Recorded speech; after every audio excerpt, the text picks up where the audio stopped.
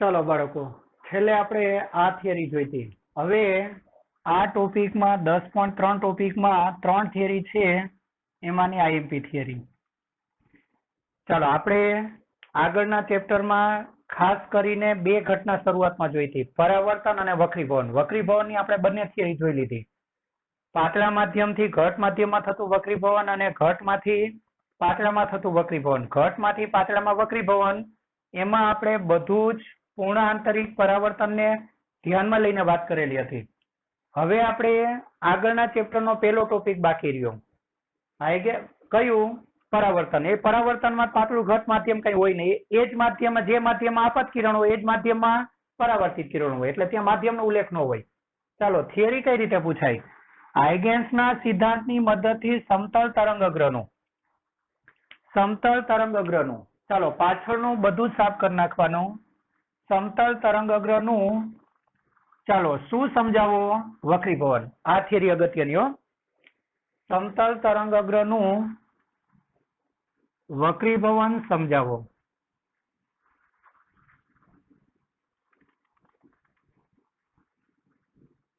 સમતલ તરંગઅગ્રનું વક્રીભવન સમજાવો. ચાલો, આમાં માધ્યમ તો એક જ હશે. હવે વક્રીભવન એ અરીસો કરે, એટલે આપણે સમતલ અરીસો લેવાનો. વક્રીભવન નહીં હો. ચાલો, હાઇગેન્સના સિદ્ધાંતની મદદથી સમતલ તરંગઅગ્રનું વક્રીભવન તો આપણે જોઈ લીધું. ચાલો, શું સમજાવો? પરાવર્તન સમજાવો. ચાલો, પરાવર્તન કોણ કરે? અરીસો. એટલે આ તમારો સમતલ અરીસો. ચાલો,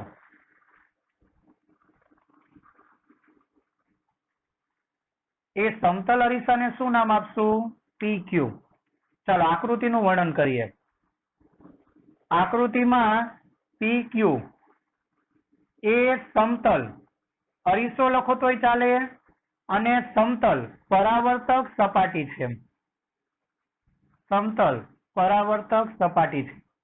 જો તમને આ યાદ ન રહીએ તો PQ એ સમતલ અરીસો છે એવું લખી દો તો વાંધો નહીં. હવે આમાં શું થાય?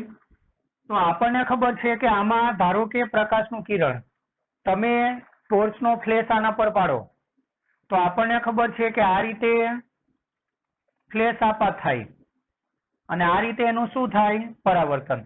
ચાલો, આવી આકૃતિ આપણને ક્યાંક મળશે. હવે પરાવર્તનના નિયમ મુજબ પહેલા શું કરવાનું? એક કિરણ દોર દેવાનું. એક કિરણ. ચાલો, આપણે આ આપાત બિંદુ લઈ લઈએ. ચાલો, આ એ શું કહેવાય? આપણું આપાત બિંદુ. જોજો આકૃતિ કઈ રીતે દોરવી, બરાબર ધ્યાન આપજો. આપાત બિંદુ. ચાલો, હવે આ કોણને આપણે આપાત કોણ કહેશું? આપાત કોણ I. આ આપાત કિરણ A' એ આપાત કિરણ, અને આ આપણું આપાત કોણ I. હવે જેટલા કોણે આપાત થાય એટલા જ કોણે પરાવર્તન થાય. આ પરાવર્તિત કોણને અત્યારે આપણે શું કહી દેશું? R. ચાલો, આ થિયરીમાં આપણે શું કરવાનું? I બરાબર R સાબિત કરી દેવાનું. ચાલો, I બરાબર R. I બરાબર R સાબિત થઈ જાય તો સમજવાનું કે આપણે હાઇગેન્સના સિદ્ધાંતની મદદથી પરાવર્તનની ઘટના સમજાવી દીધી. બરાબર. ચાલો, આ તો થયું કિરણની વાત, પણ તમારે શું કરવાનું છે? સમતલ તરંગઅગ્રથી સમજાવવાનું આ ઘટના. અને સમતલ તરંગઅગ્ર એટલે શું કરવાનું? સમતલ તરંગઅગ્ર એટલે આપણને ખબર છે. ચાલો, સમાંતર કિરણોને સમાવતું કાલ્પનિક પૃષ્ઠ. તો આપણે શું કરશું? ચાલો, સમાંતર કિરણો દોરશું. અત્યારે વક્રીભૂત માટે થોડી વાર માટે ભૂલી જાઓ. ચાલો, વક્રીભૂતને અત્યારે ભૂલી જાઓ. તમારું આપાત કિરણ કયું? A'. ચાલો, એને સમાંતર આપાત કિરણ દોરી દો. આ તમારું આપાત કિરણ, અને અહીંયા કોણ કેટલો થાય? I. એ તો ખબર છે ને, જરૂર નથી, પણ ખાલી સમજવા માટે. ચાલો, I. હવે આ તમારું પરાવર્તિત કિરણ, તો આને સમાંતર પરાવર્તિત કિરણ દોરી દો. જોજો આકૃતિમાં કાળજી રાખો. ચાલો, આ તમારું પરાવર્તિત કિરણ, આ બંને સમાંતર આપાત કિરણ, આ બંને સમાંતર પરાવર્તિત કિરણ.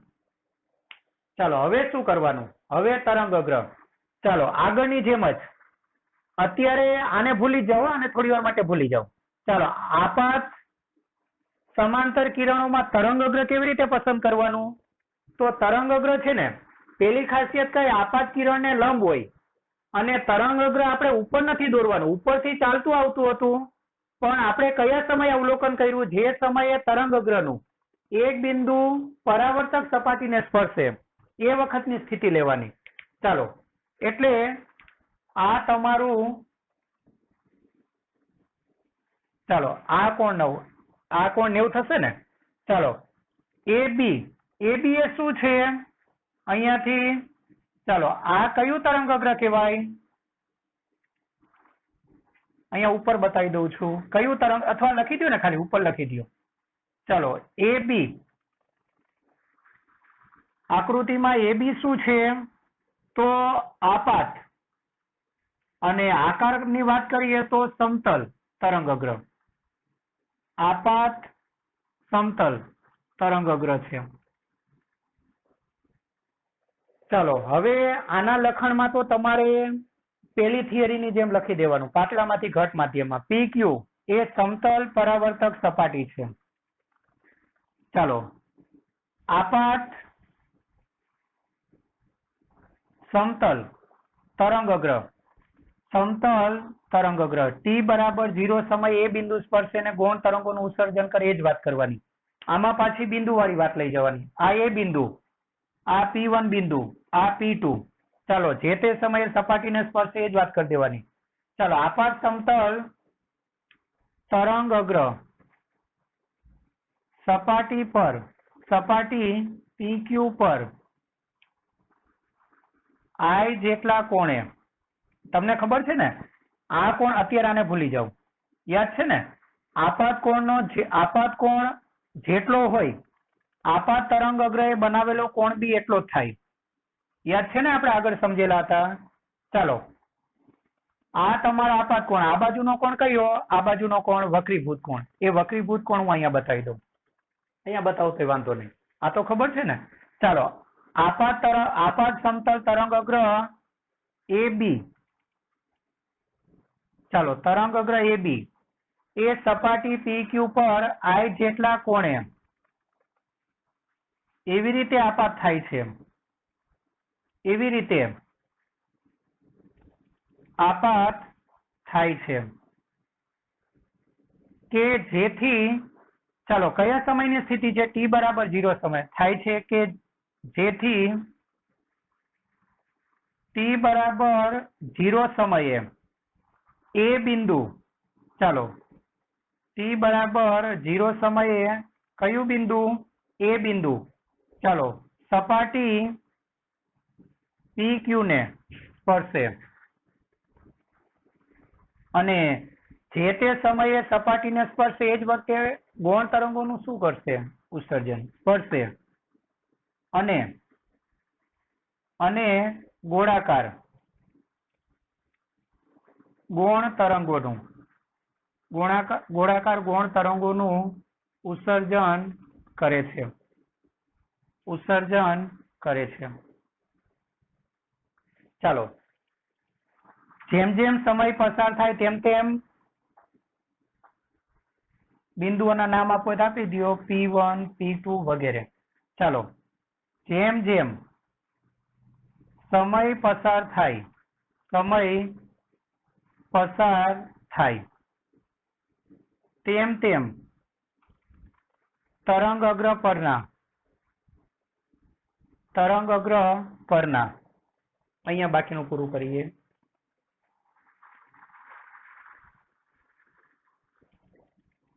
ચાલો તરંગ અગ્ર પરના કયા બિંદુઓ?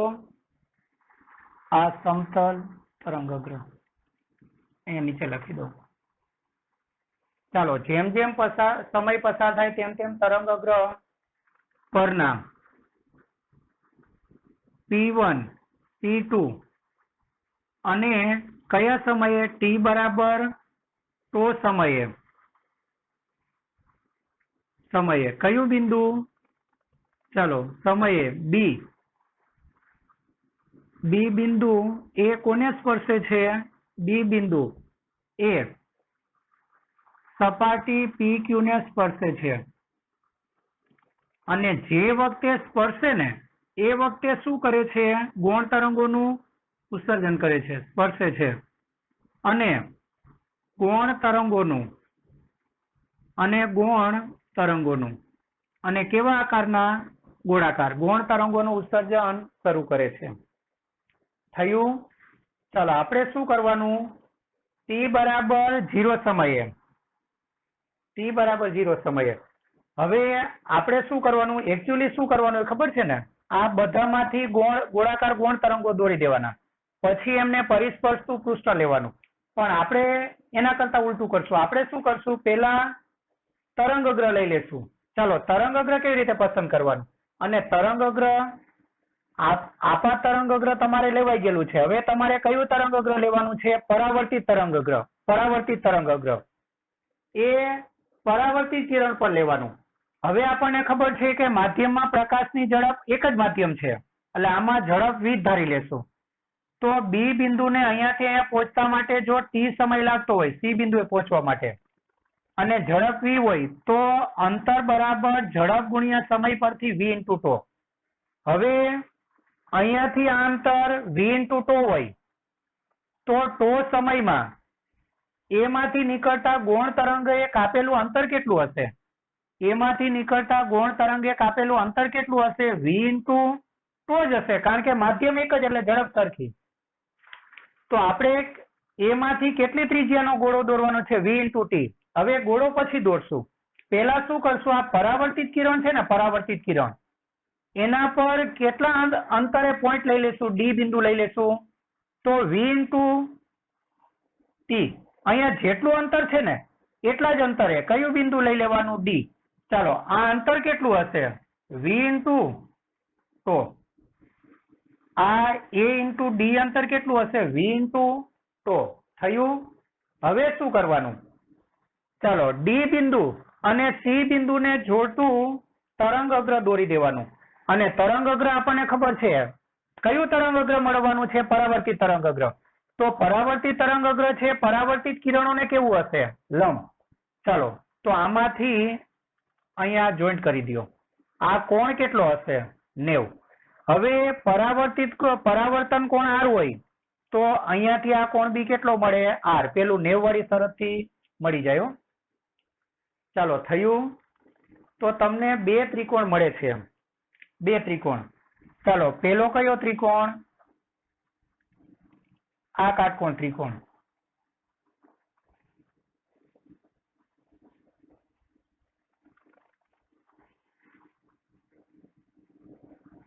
બરાબર.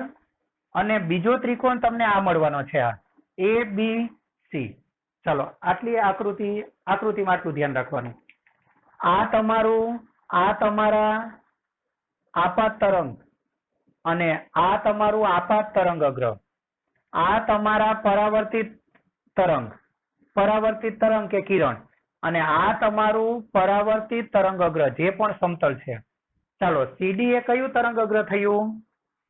CD એ પરાવર્તિત અને આકાર તો સમતલ જ છે ને, પરાવર્તિત સમતલ તરંગગ્રહ કહેવાય. ચાલો થયું આટલું? હવે આપણે આની વાત કરી દો. અને હવે તમારે શું કરવાનું? 2-3 ગોળા બતાવી દો. પેલો ગોળો શેમાંથી લેશો? એ બિંદુમાંથી નીકળતો. ચાલો એ બિંદુને કેન્દ્ર તરીકે રાખવાનું અને કયા બિંદુને ટચ થવો જોઈએ? ડી બિંદુને. એટલે આ ગોળો દોરી દો. તમે આકૃતિ થોડીક મોટી દોરજો એટલે આ બધું વ્યવસ્થિત દેખાય. બીજો એકાદો ગોળો દોરી દો. 2 દોરી દો ને. અને બંને ગોળા છે ને એ આ સીડી લાઈનને સ્પર્શ થવા જોઈએ. ચાલો આકૃતિમાં આટલું ધ્યાન રાખવાનું છે. આપણે આકૃતિ થોડીક મોટી દોરજો એટલે આ બધા જ પદ વ્યવસ્થિત દેખાય. ચાલો આ કોણ I છે, આ કોણ R છે. ચાલો હવે આપણે શું કરશું? PQ ને સ્પર્શે જેને ગૌણ તરંગોનું ઉત્સર્જન કરે છે. ચાલો T બરાબર ટો સમયે આ ગૌણ તરંગોને પરિસ્પર્શતું પૃષ્ઠ દોરતા કયું મળે છે? ડી. આપણે શું કર્યું? ઉલટું કર્યું. પેલા પરિસ્પર્શતું પૃષ્ઠ દોર્યું ને પછી ગોળા દોર્યા. ખરેખર હકીકતમાં શું હોય? ગોળા દોરતી હતા ને, અને ગૌણ તરંગોનું ઉત્સર્જન કરે છે. ચાલો, ટી બરાબર ટી સમયે આ ગૌણ તરંગોને પરિસ્પર્શતું પૃષ્ઠ દોરતા હાઇગેન્સના સિદ્ધાંતમાં આવું વિધાન આવે છે, ખબર ને? પરિસ્પર્શતું પૃષ્ઠ દોરતા, ચાલો, પરિસ્પર્શતું પૃષ્ઠ દોરતા તે કયું મળે છે? સીડી મળે છે. સીડી મળે છે.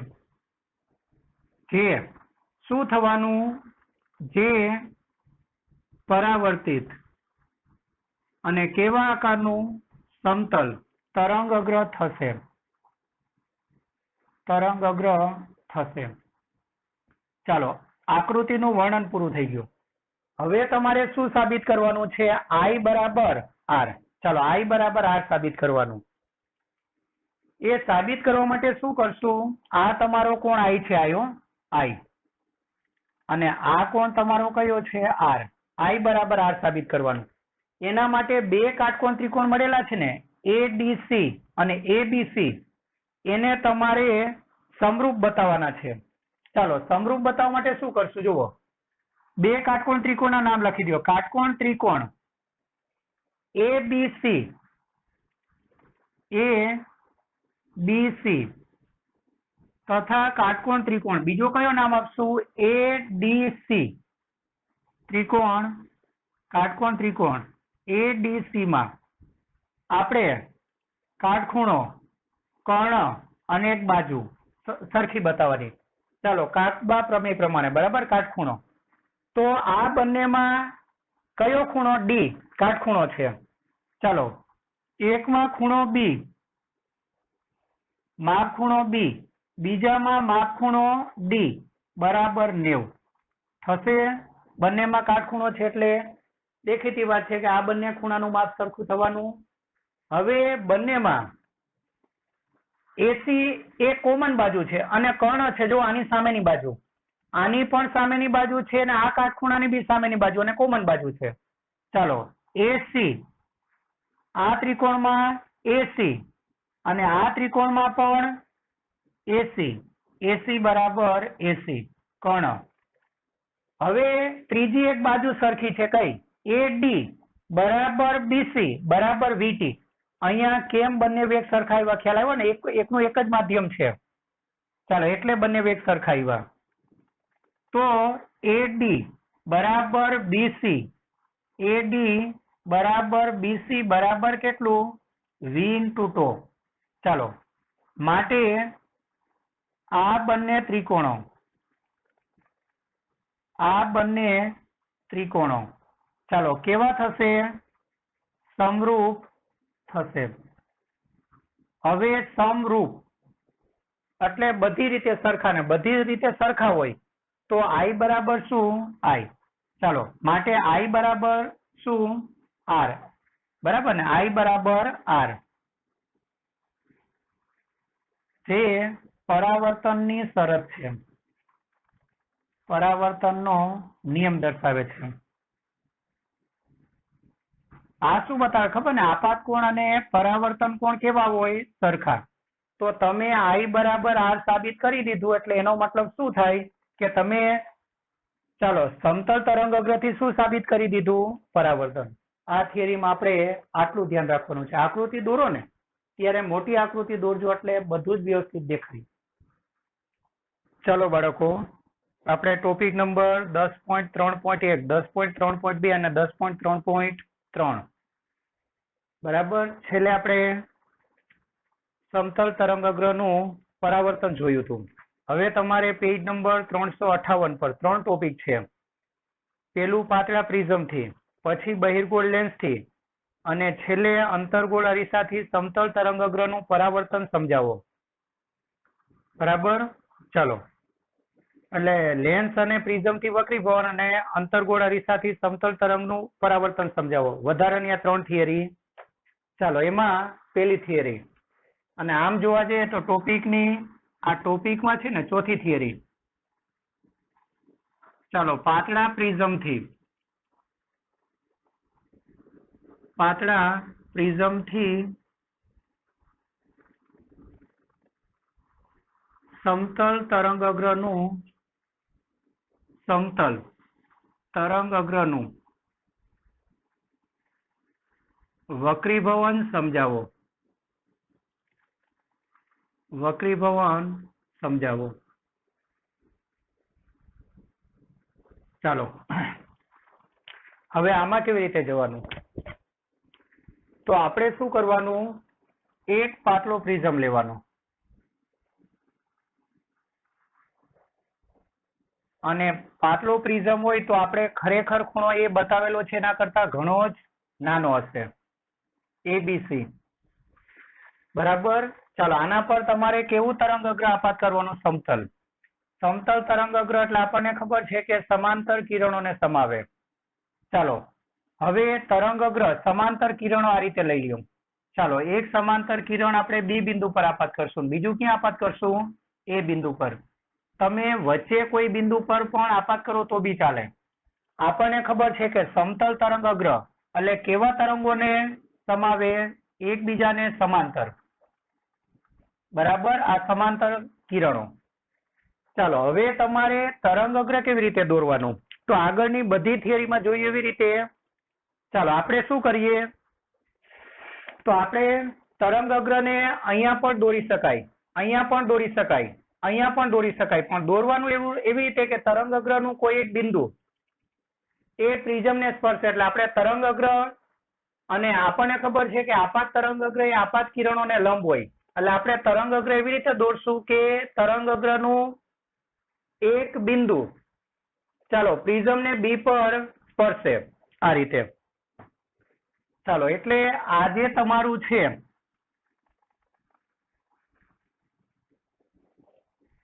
ચાલો આને આપણે એક કામ કરીએ, આને P કહીએ. ચાલો આ આપાત તરંગઅગ્ર તમારું કયું થવાનું? AB. બરાબર, આને અત્યારે નામ આપવાની જરૂર નથી, AB. ચાલો AB અને PB અને આને કઈ બી નામ આપી દો ને. ચાલો C નામ આપી દેજો. આકૃતિના વર્ણનમાં શું લખશું? ચાલો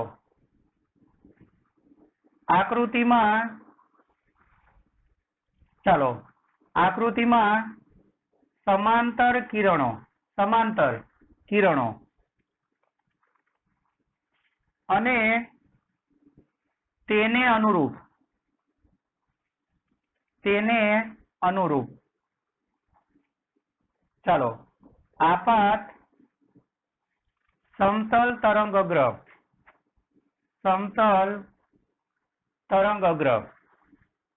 ચાલો કયો છે? તરંગઅગ્ર AB દર્શાવેલ છે, AB દર્શાવેલ છે. ચાલો થયું આટલું. હવે આપણે શું કરવાનું જુઓ, આ તરંગઅગ્રનો જુદો જુદો ભાગ છે ને પ્રિઝમમાંથી જુદું જુદું અંતર કાપશે. બરાબર. ચાલો આપણને ખબર છે કે A માંથી જે કિરણ નીકળશે, આવા તો બીજા ઘણા બધા કિરણ હશે હો. ચાલો એટલે આ કિરણ પ્રિઝમમાંથી નહીવત અંતર કાપશે. ચાલો આ કિરણ પ્રિઝમમાંથી વધુ અંતર કાપશે. ચાલો આ કિરણ છે પ્રિઝમમાંથી વધુ અંતર કાપશે આ રીતે. આ એક વચ્ચેનું કિરણ બતાવી દઈએ. બરાબર. ચાલો આ પ્રિઝમમાંથી વધુ અંતર કાપશે. બરાબર. જ્યારે આ કિરણ એના કરતાંય વધુ અંતર કાપશે. આ જે કિરણ છે એ પ્રિઝમમાંથી એના કરતાંય વધુ અંતર કાપશે. ચાલો આ નહીવત. તો તરંગઅગ્ર AB નો જુદો જુદો ભાગ એ પ્રિઝમમાંથી જુદું જુદું અંતર કાપશે. ચાલો તરંગઅગ્રનો 3 થિયરીમાં આ જ રીતે લખવાનો. તરંગઅગ્રનો ચાલો જુદો જુદો ભાગ, અને આપણું તરંગઅગ્ર કયું છે? AB. તરંગઅગ્રનો જુદો જુદો ભાગ પ્રિઝમમાંથી જુદું જુદું અંતર કાપે છે. પ્રિઝમમાંથી ચાલો જુદો જુદો ભાગ પ્રિઝમમાંથી જુદું જુદું અંતર કાપે છે. જુદું જુદું અંતર કાપે છે. થયું આટલું? અને આપણને ખબર છે કે હવા કરતા પ્રિઝમમાં ઝડપ કેવી હોય? ઓછી. ચાલો હવા કરતા પ્રિઝમમાં ઝડપ ઓછી હોય. પ્રિઝમમાં ઝડપ ઓછી હોય છે. ચાલો, હવા કરતા પ્રિઝમમાં ઝડપ ઓછી હોય છે. બરાબર. ચાલો, આથી કયો ભાગ પાછળ રહી જાય? એ બી. હવે શું થશે જુઓ, આપણને ખબર છે કે આખે આખું તમારું તરંગઅગ્ર છે ને, આખે આખું તરંગઅગ્ર, એ આખે આખું તરંગઅગ્ર આ રીતે જશે, આ રીતે. અને કયા ભાગની ઝડપ વધારે છે? ઉપરના ભાગની. ચાલો, આ ભાગની ઝડપ વધારે હશે. હવે એ ભાગની ઝડપ વધારે છે ને, એટલે તમારું તરંગઅગ્ર આ રીતે નમેલું નીકળશે. કારણ કે આ કિરણ હવામાંથી વધારે અંતર કાપે છે. બરાબર, એટલે એની સ્પીડ વધારે હોય. આ કિરણ પ્રિઝમમાં આના કરતા કમ્પેરમાં વધારે અંતર કાપે છે, તો આના કરતા આની સ્પીડ ઓછી હશે. અને આ કિરણ સૌથી વધુ અંતર કાપે છે, એટલે એની સ્પીડ સૌથી ઓછી હોય, એટલે આ સૌથી પાછળ રહી જશે. એટલે આ જે તમારું આપાત તરંગઅગ્ર છે, તો નિર્ગમન પામતું તરંગઅગ્ર આ રીતે હશે, આ રીતે. ચાલો, એટલે કયું અંતર વધારે હશે? એ પી. અને આ બાજુ એ અંતરને હું, ચાલો, તમારું નિર્ગમન કિરણ આપણે આ રીતે દોરાશે. ચાલો, અહીંયાથી આ ત્રીજું દોરવું હોય તો દોરજો, બાકી ચાલશે આવડવા વચ્ચે. બરાબર. અને અહીંયાથી આ તમારા આપાત કિરણો, આ વક્રીભૂત કિરણો. અને વક્રીભૂત તરંગઅગ્ર આપણી અનુકૂળતા મુજબ કોઈ બી જગ્યાએ દોરી દે. અહીંયા દોરો તો ચાલે. ચાલો, આપણે આ દોરી દઈશું. બરાબર. આ ખૂણો કાટખૂણો, અહીંયા આ ખૂણો કાટખૂણો. આને આપણે શું કહેશું? CD. હવે આપણને ખબર છે કે તરંગઅગ્ર તો એક સાથે જ ગતિ કરે. આખે આખું તરંગઅગ્ર. તરંગઅગ્ર એટલે સરળ ભાષામાં ઘણા બધા તરંગોનો સમૂહ. તરંગઅગ્ર એટલે એક વ્યક્તિ જ. હવે કોઈ દિવસ એવું બને, ધારો કે આ વ્યક્તિનું માથું છે. બરાબર. ચાલો, આ એનું પેટ છે, આ એના પગ છે. તો હવે એવું બને કે એનું માથું આગળ જતું રહી અને પગ અને પેટ ત્યાંનું ત્યાં રહી જાય? તો એવું પોસિબલ જ નથી. એટલે આપણને ખબર છે કે તરંગઅગ્ર આખે આખું એક સાથે જ ગતિ કરશે. તો તરંગઅગ્ર એક સાથે ગતિ કરે છે, તો આમ નમેલું કેમ નીકળે છે? તો એનો આપણને ખબર છે. ચાલો, એ તરંગને A થી D સુધી પહોંચતા, આ બિંદુથી આ સુધી પહોંચતા અને B થી C સુધી પહોંચતા લાગતો સમય કેવો હશે? સમાન. બરાબર. એટલે A થી D સુધી પહોંચતા ધારો કે T સમય લાગતો હોય, અથવા ટો કહી દો ને. ચાલો, અહીંયા પહોંચતા ટો સમય લાગતો હોય, તો આને આપણે બીજું કઈ બિંદુ નામ આપી દઈએ. ચાલો, CD E. અને આને શું નામ આપશું? F. તો ચાલો, તરંગને A થી D સુધી પહોંચતા, E થી F સુધી પહોંચતા અને B થી C સુધી પહોંચતા લાગતો સમય કેવો હશે? એક સમાન. શું કામ એક સમાન? કારણ કે આખે આખું તરંગઅગ્ર છે, એટલે તરંગઅગ્ર આ રીતે એક સાથે જ ગતિ કરશે. છતાંય તરંગઅગ્ર આમ નમેલું કેમ હશે? તો નમેલું હશે એનું કારણ શું છે? તો આપણને ખબર છે કે આ તરંગ છે ને, હવામાંથી મેક્સિમમ અંતર કાપે છે, એટલે એની સ્પીડ વધારે હોય. બરાબર. ચાલો, આ તરંગઅગ્ર એ આની કમ્પેરમાં પ્રિઝમમાંથી વધારે અંતર કાપે છે, એટલે આના કરતા એની ઝડપ ઓછી હોય. આપણે લખ્યું છે હવા કરતા પ્રિઝમમાં ઝડપ ઓછી હોય. આ તરંગ પ્રિઝમમાં મેક્સિમમ અંતર કાપે, એટલે આની ઝડપ એના કરતા ઓછી હોય. બરાબર. એટલે આ વહેલું નીકળશે, આનું અંતર વધારે હશે, આનું અંતર હવામાં ઓછું અને આનું અંતર એના કરતા ઓછું. એટલે તમારું, ચાલો, વક્રીભૂત તરંગઅગ્ર CD નમેલું હશે. અહીંયા આપણે નામ આપી દઈએ. આ તમારું કયું તરંગઅગ્ર હતું? ચાલો, આ કયું તરંગઅગ્ર? આપાત. સમતલ તરંગઅગ્ર. સમતલ તરંગઅગ્ર.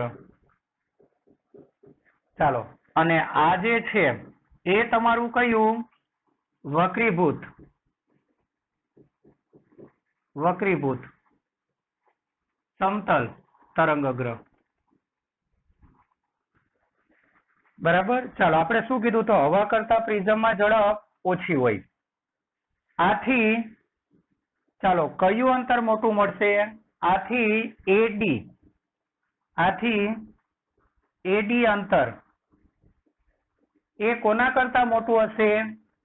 એફ અંતર અને ચાલો એ કોના કરતા મોટું હશે? બીસી અંતર થશે અને પરિણામે ચાલો તમારું વક્રીભૂત તરંગઅગ્ર આકૃતિમાં દર્શાવ્યા મુજબ ચાલો પરિણામે વક્રીભૂત તરંગ અગ્ર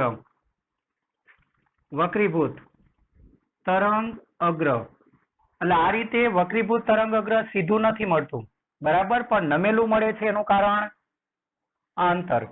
વક્રીભૂત તરંગ અગ્ર સીડી આકૃતિમાં દર્શાવ્યા મુજબ ચાલો નમેલ હોય છે અથવા નમેલ સ્થિતિમાં મળે છે. હવે તમારે એની સાબિતી આપીએ તો આપી શકો. આપણે સાબિતી વચ્ચેના તરંગની ઉપરની નીચેની આપીએ. બંનેને સમય કેવો લાગે છે? સરખો ને. ચાલો એડી અંતર માટેનો સમય આપણને ખબર છે. એડી અંતર માટેનો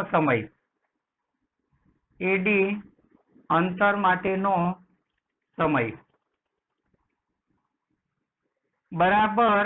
ચાલો એડી અંતર કાપવા માટે જેટલો સમય લાગે છે, બીસી અંતર કાપવા માટે પણ એટલો સમય લાગે છે.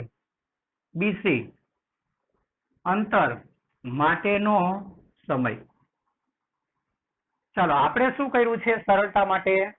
તો એડી બધું જ અંતર આપણે ક્યાંથી લીધેલું છે? હવામાંથી, કારણ કે ઉપરથી સેજ ઉપરથી પસાર થાય ને આ બધું જ અંતર આપણે શેમાંથી? બીસી અંતર આખું શેમાંથી કપાય છે? પ્રિઝમમાંથી. અને એડી અંતર શેમાંથી કપાય છે? હવામાંથી.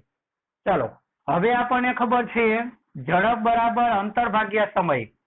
તો સમય બરાબર અંતર છેદમાં ઝડપ. ચાલો થશે આટલું. હવે આના માટે લખો અંતર કયું છે? એડી, અંતર એડી અને ઝડપ હવામાં છે એટલે સી.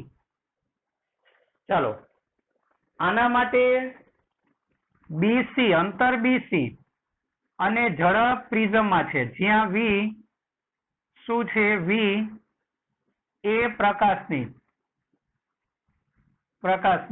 ચાલો કઈ જગ્યાએ કયા માધ્યમમાં ઝડપ છે?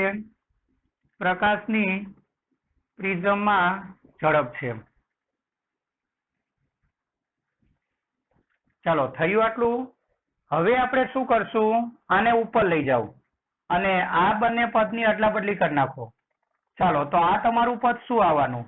એડી upon BC is equal to C by V. હવે આનો સંબંધ તમને ખબર છે કયું મોટું હોય? સી ને, 3 ગુણ્યા 10 ની 8 ઘાત. તો આના કરતા હંમેશા નાનું હોય. ચાલો પરંતુ સીવી ગ્રેટર ધેન 1. ચાલો તેથી સી ગ્રેટર ધેન વી ગુણાકારમાં જાય ને, કારણ કે આપણને ખબર છે કે અંશ મોટો હોય અને છેદ નાનો હોય, તો આ ગુણોત્તર હંમેશા 1 કરતા મોટો મળે, બરાબર. ચાલો સોરી અહીંયા જ આપણે લખી દઈએ પરંતુ C greater than V, C upon V greater than 1. ચાલો માટે આની કિંમત મૂકી દો. AD upon BC greater than 1. ચાલો આ ઉપર જાય તો એડી ગ્રેટર ધેન બીસી એટલે કયું અંતર મોટું હશે? એડી. એટલે તમારું વક્રીભૂત તરંગઅગ્ર આમ સીધું નહીં પણ કેવું મળે છે? નમેલું. ચાલો આ થિયરીમાં આપણે આટલું ધ્યાન રાખવાનું છે.